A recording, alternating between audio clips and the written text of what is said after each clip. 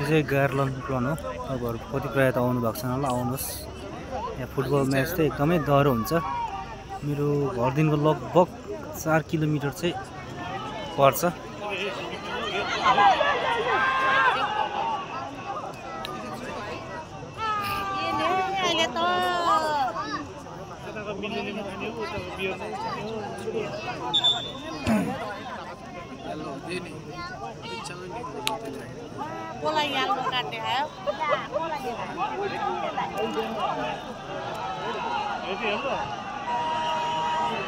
यहाँ जग्गा चाहिँ भन्नुपर्दा एकदमै